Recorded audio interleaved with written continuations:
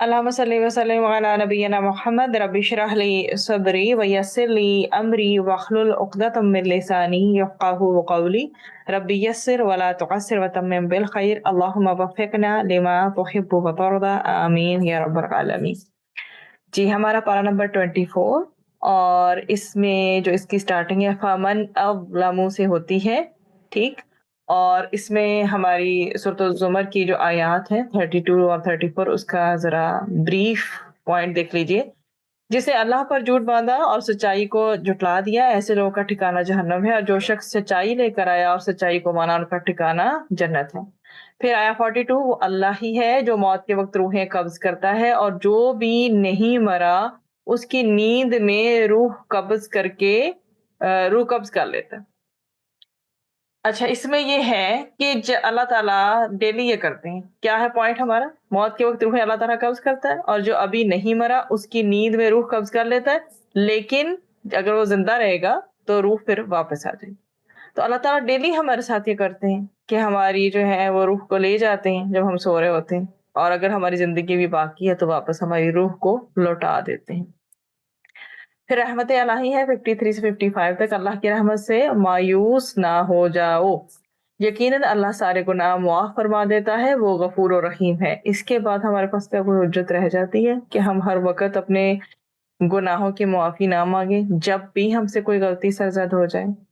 کیونکہ دیکھیں اللہ تعالیٰ انسان کو ایک دفعہ غلطی کرتا ہے، انسان اللہ تعالیٰ معاف کر دیتا ہے، دوسری دفعہ کرتا ہے پھر بھی اللہ تعالیٰ معاف کر دیتا ہے، اور تیسری دفعہ بھی کرے تب بھی اللہ تعالیٰ معاف کر دیتا ہے۔ لیکن آپ یہی دیکھ لیں کہ اگر ہم اپنے آپ کو رکھیں اور ہمارے سامنے کوئی بار بار مسٹیک کرے، ایک بار چلے ہم چھوڑ دیں گے، 2 بار تھوڑا سا غصہ کریں گے چھوڑ دیں گے، تیسری بار وہی کوئی مسٹیک کرے تو ہم کہیں گے لگتا ہے تمہارے ٹھیک ہونے کے ارادے نہیں ہیں، اور پھر ہم کس پوائنٹ پہ پہنچ جاتے ہیں۔ تو ہمیں غور و فکر کرنے کی ذرا ضرورت ہے اس بات پر کہ اللہ تعالیٰ نے جب ہمیں اتنی زیادہ خوشخبری دی ہے کہ تم لوگ مایوس نہ ہو جاؤ، تو پھر کیا ہمیں اللہ سے اب اس کی رحمت نہیں مانگنی چاہیے؟ یقیناً اس کی رحمت اس کے غضب پہ بھاری ہے۔ اس کے بعد شرک کے حوالے سے آیا ہے کہ شرک نہ کرو ورنہ تمہارا سارا عمل ضائع ہو جائے گا اور تم خسارے میں رہو گے۔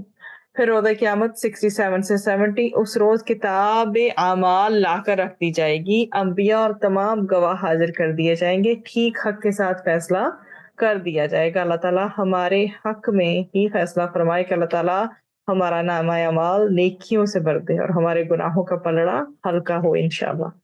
پھر کافروں سے سلوک کی بات کی ہے کہ روز قیامت اعمال کے فیصلے کے بعد کافروں کے گروہ در گروہ جہنم کی طرف ہانکے جائیں گے۔ اللہم اجرنا من النار۔ اہل ایمان سے سلوک کیا ہوگا کہ اپنے رب کی نافرمانی سے پرہیز کرنے والوں کو گروہ در گروہ جنت کی طرف لے جایا جائے گا۔ اللہ تعالیٰ ہمیں ان میں سے ایک کرے، بس بہترین اجر ہے عمل کرنے والوں کے لیے۔ پھر سورۃ المؤمن، اور اسے سورہ غافر بھی کہا جاتا ہے، اس میں 1 سے 3 کے انڈر کچھ اللہ سبحانہ وتعالیٰ کی صفات آ رہی ہیں۔ اللہ تعالیٰ زبردست ہے، سب کچھ جاننے والا ہے، گناہ معاف کرنے والا ہے، توبہ قبول کرنے والا ہے، سخت ترین سزا دینے والا ہے، بہت صاحب فضل ہے، اس کے سوا کوئی معبود نہیں، اسی کی طرف سب کو پلٹنا ہے۔ پھر اہل ایمان کے لیے فرشتوں کی دعا، یہاں 7 سے لے کر 9 میں یہاں 2 طرح کے فرشتوں کا ذکر ہے، ایک وہ جو عرش کو اٹھائے ہوئے ہیں اور دوسرے وہ جو اس کے ارد گرد رہتے ہیں۔ یہ سب اپنے رب کی تسبیح کر رہے ہیں، وہ اللہ پر ایمان رکھتے ہیں اور زمین پر بسنے والے اہل ایمان کے حق میں دعائے مغفرت کرتے ہیں۔ رشتہ ایمان نے عرشیوں اور فرشیوں کو ملا دیا۔ دیکھ لیں، ہم جو ہے وہ فرش والے ہیں اور فرشتے عرش والے ہیں۔ ایک ہمارا رشتہ ایمان اس قدر خوبصورت ہے جس نے ہم لوگوں کو ملا دیا ہے۔ ہم فرش والوں کو عرش والے فرشتوں کے ساتھ ملایا کہ وہ ہمارے لیے دعائیں مغفرت کرتے ہیں۔ اور کون کون سی ایسی چیزیں ہیں جو ہمیں فرشتوں کی دعائیں دلا سکتی ہیں، وہ ہم انشاءاللہ دیکھیں گے آج۔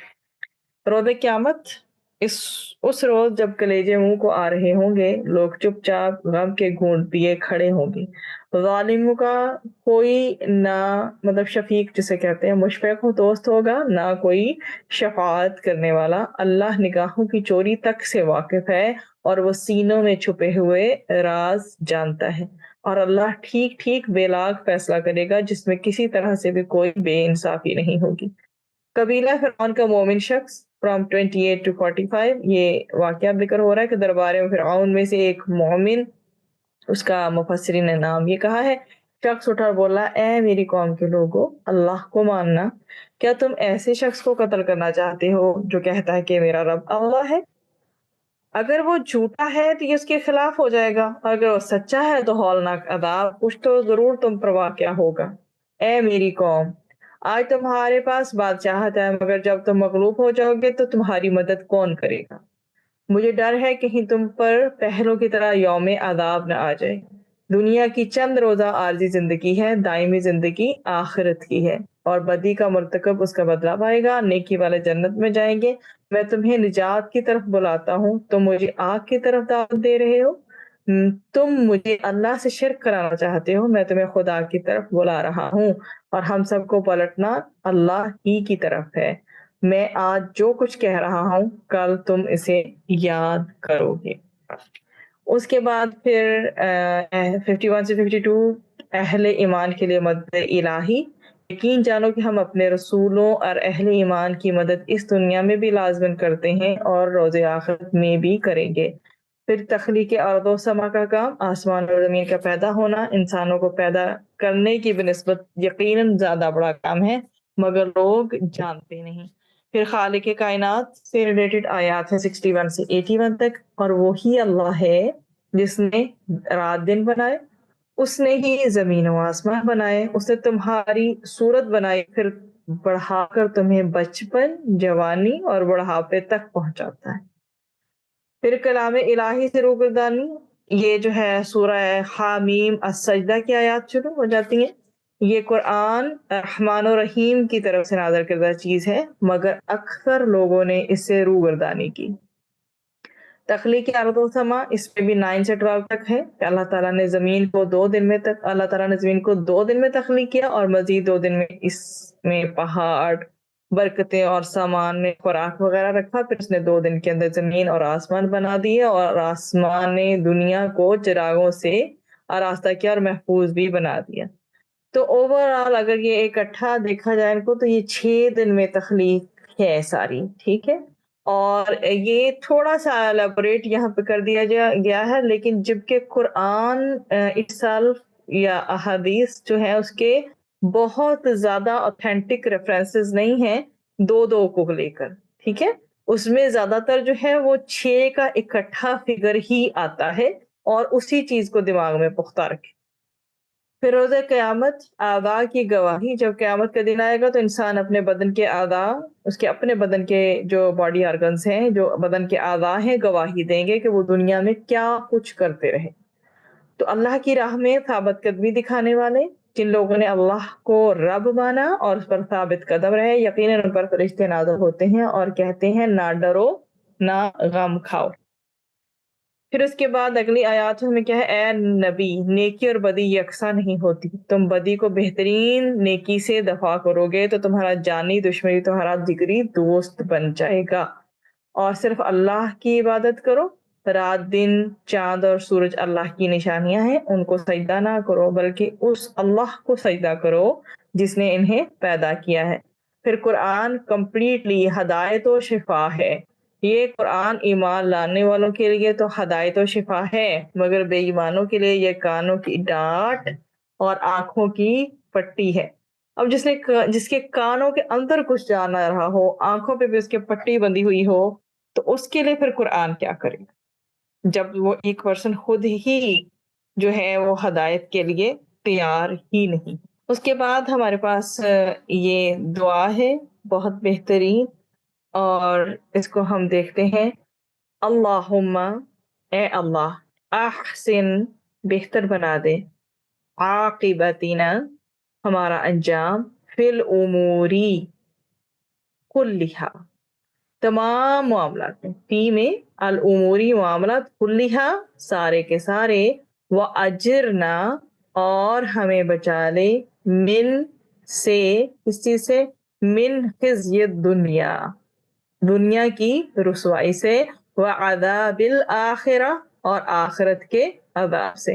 اللہم احسن عاقبتنا فی الامور کلیہا وَأَجِرْنَا مِنْ خِزْيِ الدُّنْيَا وَعَذَابِ الْآخِرَةِ، آمین ثم آمین۔ یہ دعا ہمیں یہ بتاتی ہے کہ اے اللہ، ہمیں تو ہمارا جو انجام ہے نا اس کو اچھا کر دے۔ یہ ایک اچھے انجام کی دعا ہے۔ ہر معاملے میں بھلائی ہمیں صرف اور صرف اللہ سے طلب کرنی ہے، دنیا کا کام ہو یا آخرت کا، کامیابی صرف اللہ سے مانگنی ہے، تاکہ ہمیں دنیا میں ذلت اور آخرت کے عذاب سے محفوظ ہو جائے، ہمیں پناہ مل جائے اللہ تعالیٰ کی۔ تو دنیا ہے یا آخرت ہے؟ دیکھیں اب، خزیت دنیا، یہ دنیا کی رسوائی ہوتی ہے، اور عذاب الآخرہ آخرت کا عذاب ہوتا ہے۔ تو دنیا ہے یا آخرت ہے؟ ہمیں ہوپ فل رہنا اللہ کی ذات سے، اپنا دامن پھیلانے کے بعد اور اس پر بھروسہ بھی کر لینا ہے، اور ہمیشہ رحمت کی امید ہی رکھنی ہے کہ اللہ سبحانہ و تعالی ہمارا انجام اچھا کرے، اور دنیا میں بھی ہمیں کامیابی دے اور آخرت میں بھی، آمین۔ اس کے بعد آپ کے پاس آ جاتے ہیں فرشتوں کی دعائیں پانے والے اعمال آ جاتے ہیں، ٹھیک؟ تو دیکھیں کہ نماز کے بعد جائے نماز پر بیٹھے رہنا فرشتوں کی دعائیں پانے کا ذریعہ ہے۔ اور ہم ذرا اپنی روٹین نوٹ کریں، پہلے تو ہماری نماز ہی ایک دم فل سپیڈ میں ہوتی ہے، اس کے بعد ایک ٹرینڈ ہی سمجھنے ختم ہو گیا ہے جائے نماز پہ کچھ دیر بیٹھ کے دعا کرنے یا تسبیح کرنے کا یا ذکر کرنے کا۔ آپ یہ دیکھ لیں کہ اگر ہم یہ نہیں کرتے تو ہم فرشتوں کی دعاؤں سے محروم رہ جاتے ہیں۔ پھر دوسرا، کسی کی عیادت کرنے جانے پر فرشتے جو ہے وہ دعا کرتے ہیں، سحری کرنے والوں کے لیے، ٹھیک ہے، دعائیں خیر نصیب ہوتی ہے فرشتوں کی۔ پھر باوضو سونے والے کے لیے، جو باوضو ہو کر سوئے اس کو بھی فرشتوں کی دعائیں خیر نصیب ہوتی ہے۔ اور لوگوں کو خیر سکھانا، لوگوں کی خیر سکھانے والی بات کرنے والے کے لیے، جو لوگوں کو خیر سکھاتا ہو وہ بھی فرشتوں کی دعائیں پاتا ہے۔ پھر کسی کی غیر موجودگی میں اس کے لیے دعا کرنا، ٹھیک ہے، کسی کی غیر موجودگی میں اس کے لیے دعا کی تو فرشتے ہمارے لیے بھی اسی سیم دعا کو آمین کہتے ہیں، ٹھیک ہے۔ تو نماز تو روز ہی ہم نے ادا کرنی ہوتی ہے، ٹھیک، اور اسی جگہ پر بیٹھ کر ذکر کرنے والے کے لیے کیا ہے؟ یہ کہا گیا کہ فرشتوں کی دعا نصیب ہوتی ہیں۔ پھر تیمارداری کریں تو اس نیت سے جائیں، سحری کریں تو یہ نیت رکھیں، سونا ہو تو کوشش کریں باوضو ہو کر سوئیں، لوگوں کو خیر سکھانے کی کوشش کریں۔ خیرکم من تعلم القرآن وعلمہ، ہر چیز جو بہترین ہے وہ خیر ہے، اور اس میں تو یہ، اس حدیث میں تو یہ ہے نا کہ تم میں سے بہترین وہ ہے جو قرآن سیکھے اور سکھائے، اور کسی کی غیر موجودگی میں اس کے لیے ہم جو بھی دعا کریں گے آٹومیٹکلی ہمیں بھی، ہمارے لیے بھی وہ دعا قبول ہو جائے گی۔ کس کی غیر موجودگی میں اس کے لیے دعا کرنا؟ رسول اکرم صلی اللہ علیہ وسلم فرمایا، جو مسلمان اپنے مسلمان بھائی کے لیے پیٹھ پیچھے دعا کرتا ہے تو فرشتہ کہتا ہے تیرے لیے بھی اس کی مثل ہو، ٹھیک ہے۔ اس کے علاوہ اس میں ہمارا شاید گزرا ہے یہ پوائنٹ بھی کہ اللہ تعالیٰ نے کن چیزوں کو اپنے ہاتھ سے بنایا ہے، تو عرش، قلم، آدم علیہ السلام اور جنت عدن، ٹھیک۔ اور جو جنت کو پانی کی جو دعا ہے، اللہم انی اسألک الجنت الفردوس، ٹھیک، ہمیں یہ دعا ضرور مانگنی چاہیے۔ قیامت کی کچھ علامتیں ہیں کہ رسول اکرم صلی اللہ علیہ وسلم فرمایا، بے شک قیامت کی علامات میں سے ہے کہ انسان صرف اپنی جان پہچان کے آدمی کو سلام کیا کرے گا۔ یہ سوچ لیں، ہمیں ہر ایک کو اپنے ساتھ ایک ریمائنڈر باندھنا ہے، کیا ہم صرف اپنی جان پہچان والے کو سلام کرتے ہیں؟ پھر بے حیائی، قطع رحمی اور خیانت کی کثرت ہوگی۔ اللہ تعالیٰ اس سے بھی بچائے ہمیں اور ہماری نسلوں کو۔ سابقہ امتوں کی روش اختیار کی جائے گی اور حقیر لوگوں کا منظر عام پر آنا ہونے لگ جائے گا۔ اس کے بعد دعا کی بات ہے کہ دعا عبادت ہے، دعا کو لازم پکڑنا ضروری ہے۔ اللہ سے نہ مانگنے والے سے اللہ ناراض ہوتا ہے۔ تو ہمیں اپنی دعائیں جو ہے کثرت سے مانگنی چاہیے، کیونکہ دعا جو ہے عبادت ہے، اور اللہ ناراض ہوتا ہے اس پرسن سے جو اللہ سے مانگتا نہیں۔ دعا مانگنے والے سے 3 چیزوں کا وعدہ ہے۔ نبی کریم صلی اللہ علیہ وآلہ وسلم نے فرمایا، جو مسلمان کوئی ایسی دعا کرے جس میں گناہ یا قطع رحمی کا کوئی پہلو نہ ہو، اللہ اسے 3 میں سے کوئی ایک چیز ضرور عطا فرماتے ہیں۔ گناہ تو آپ کو پتہ ہے، اور قطع رحمی ہوتی ہے، ایک ہوتی ہے صلہ رحمی اور ایک ہوتی ہے قطع رحمی۔ جو ہم آپس میں رشتوں کو جوڑ کے رکھتے ہیں وہ صلہ رحمی ہوتی ہے، اور جب ہم رشتے کاٹ لیتے ہیں کہ میں نے اس سے ملنا نہیں ہے، ٹھیک ہے، اور پھر آپ تعلق نہیں رکھتے، وہ قطع رحمی ہوتی ہے، ٹھیک۔ تو اب اگر تو گناہ یا قطع رحمی کی دعا نہیں مانگی گئی تو وہ جو ہماری دعا ان میں سے ایک چیز تو ضرور ہوگی، یا تو فوراً ہی اس کی دعا قبول کر لی جاتی ہے، یا آخر کے لیے ذخیرہ کر لی جاتی ہے، یا اس سے اس جیسی کوئی تکلیف دور کر دی جاتی ہے۔ صحابہ نے عرض کیا اس طرح تو پھر ہم بہت کثرت کریں گے۔ آپ صلی اللہ علیہ وسلم نے فرمایا اللہ اس سے بھی زیادہ کثرت والا ہے، اور آخرت میں جا کے آپ دیکھیں گے کہ لوگ جب اپنی ان دعاؤں کو دیکھیں گے جو آخر کے لیے ذخیرہ کر لی گئیں، تو وہ اس وقت کہیں گے کہ کاش کوئی ہماری دعا قبول ہی نہ ہوئی ہوتی۔ اس قدر اجر وہ وہاں جا کے دیکھیں گے۔ پھر قرآن کے کچھ آداب ہیں، وہاں یہاں پر بہت تھوڑے سے مینشن ہیں کہ قرآن سنتے وقت شور کرنے کی مذمت ہے۔ اسی طرح سے اذان بھی جب ہو رہی ہو تو بالکل خاموشی سے اذان سن کے جواب دینا چاہیے، اور قرآن سنتے وقت بھی خاموشی اختیار کرنی چاہیے۔ قرآن سننے کے آداب کیا ہیں کہ قرآن سنتے وقت غفلت اور گفتگو کی ممانعت ہے۔ غفلت والی باتیں اس وقت نہ کی جائیں، یا غفلت اختیار نہ کی جائے، اور پھر باتوں کی ممانعت ہے، کیونکہ اللہ کے کلام سے بہتر کوئی کلام نہیں ہو سکتا۔ جب قرآن کی تلاوت چل رہی ہو اس وقت باتیں کرنا قرآن کی تحقیر ہے ایک طرح سے۔ تو اللہ تعالیٰ ہمیں قرآن کا جو ہے وہ صحیح ادب کی توفیق دے کہ ہم قرآن کے مینرز کو فالو کرنے والے بنیں۔ پھر اس کے اہم نکات ہے کہ مومن صرف اللہ سے ڈرتا ہے، غیر اللہ سے ڈرنا شرک میں آتا ہے۔ توبہ کرنے میں دیر نہیں کرنی چاہیے۔ کیوں؟ کیونکہ انسان کو کچھ پتا نہیں کہ کب زندگی کا اینڈ ہو جائے، اور جب ملک الموت نظر آ گیا تو پھر توبہ قبول بھی نہیں ہو رہی۔ توبہ قبول ہونی ہے ملک الموت کے نظر آنے سے پہلے پہلے تک۔ جب غلطی ہو تو فوراً اللہ کی طرف رجوع کر لینا چاہیے۔ ہم نے حضرت ابراہیم علیہ السلام کی کیا پڑھی تھی؟ اوابن، ٹھیک ہے، اور منیب، کہ وہ رجوع کرنے والے تھے اور آہیں بھی بھرنے والے تھے۔ تو علم صرف معلومات حاصل کرنے کا نام نہیں، بلکہ اس پر عمل کرنا دراصل علم حاصل کرنا ہے۔ جو صرف علم کی حد تک رہ گیا وہ تو علم ہے نا، نالج ہی رہ گئی بس۔ جب اس پر عمل ہو گیا تو دراصل علم ہے ہی وہ۔ تو توکل ایمان کا حصہ ہے۔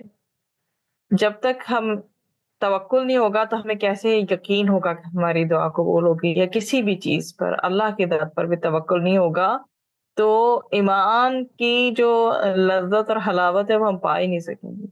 ایمان والوں کی مدد اللہ تعالیٰ دنیا میں بھی کرتے ہیں، اور انشاءاللہ اللہ تعالیٰ آخرت میں بھی فرمائیں گے۔ سچائی کا راستہ نیکی کا، اور نیکی جنت کی طرف لے جاتی ہے، جبکہ جھوٹ کے پاؤں بھی نہیں ہوتے۔ ایک جھوٹ کو چھپانے کے لیے 100 جھوٹ بولنے پڑتے ہیں، اور جب ایک جھوٹ بولا جاتا ہے تو اس انسان کے منہ سے ایسی بدبو نکلتی ہے کہ فرشتہ اتنی دور اس سے چلا جاتا ہے۔ تو ہمیں جاننا چاہیے کہ شرک کیا ہے تاکہ ہم اس سے بچ سکیں۔ جتنے بھی شرک میں چیزیں انکلوڈ کرتی ہیں ان سب کا ہمیں انفارمیشن ہونا چاہیے، کیونکہ یہ مینلی ہمارے عقیدے سے تعلق رکھتا ہے، تو پھر ہم ان سب شرکیہ اعمال سے بچ سکیں۔ مومن اللہ کے ذکر سے خوش ہوتا ہے۔ اگر اس نے فوکس کر کے خشوع و خضوع کے ساتھ ذکر کیا ہے تو یقیناً وہ خوش ہی رہے گا، اور اگر دل کی عدم توجہی، جبکہ دل جو ہے حاضر نہیں ہے بس ذکر ہے، تو پھر اللہ کو اس ذکر سے کیا مطلوب ہے جب ہمارا دل ہی حاضر نہیں۔ ہر نعمت ایک امتحان بھی ہے اور آزمائش بھی ہے، تو ہم نے دیکھنا یہ ہے کہ ہم اسے استعمال کہاں کر رہے ہیں۔ کیا ہم اس کا حق ادا کر رہے ہیں؟ مس یوز تو نہیں کر رہے؟ ہمارے ارد گرد تو الحمدللہ اللہ سبحانہ وتعالیٰ کی نعمتیں بکھری پڑی ہیں، پر ان کا استعمال کیسا کر رہے ہیں ہم، یہ میٹر کرتا ہے۔ ہمیشہ اللہ سے ڈرتے رہنا چاہیے، کیونکہ اللہ سے ڈرنے میں ہی نجات ہے۔ اللہ تعالیٰ نے آغاز بھی اپنی کتاب کا کیا تو دوسری سورہ کیا ہے کہ ذَلِكَ الْكِتَابُ لَا رَيْبَ فِيهِ هُدًى لِّلْمُتَّقِينَ، یہ ایسی کتاب ہے جس میں کوئی شک نہیں ہے، ٹھیک، اور اسے ہدایت کون لیتے ہیں؟ وہ جو اللہ سے ڈرنے والے ہیں، ٹھیک۔ اور پھر اس کے بعد اگر آپ میجر ہماری زندگیوں کو دیکھیں تو جو نکاح کا خطبہ ہے اس میں بھی کیا منشن ہے، اس کی بھی جو دو شروع کی آیات ہے اس میں بھی یہی ہے کہ نئے جو بندھن بند رہے ہیں، اور اگر ہسبینڈ وائف کا بھی ایون ریلیشن شپ جو ہے وہ بننے جا رہا ہے، دو فیملیز اگر اکٹھی ہو رہی ہیں یا ہسبینڈ اور وائف، تو اس میں بھی تقوی ہی ملحوظ خاطر رکھنے کی بات کی گئی ہے۔ تو جب جڑیں گے لوگ آپس میں اور بیچ میں ہوگا اللہ اور اللہ کا ڈر، تو کیا کوئی ناانصافی ہوگی؟ کوئی انجسٹس ہوگی؟ نہیں ہوگی۔ تو الحمدللہ آج ہمارا جو پارہ نمبر 24 ہے وہ مکمل ہو گیا اللہ کے کرم سے، اور اللہ سے یہ دعا ہے کہ اللہ تعالی ہم سب کو قرآن پڑھنے، اس کو سمجھنے اور اس پر عمل کرنے کی توفیق عطا فرمائے۔ اللہ اس کی برکتوں سے ہمارے شہر، ملک اور عالم اسلام کے حالات تبدیل فرمائے، آمین ثم آمین۔ سبحان ربک رب العزت عما یصفون وسلام علی المرسلین والحمد للہ رب العالمین۔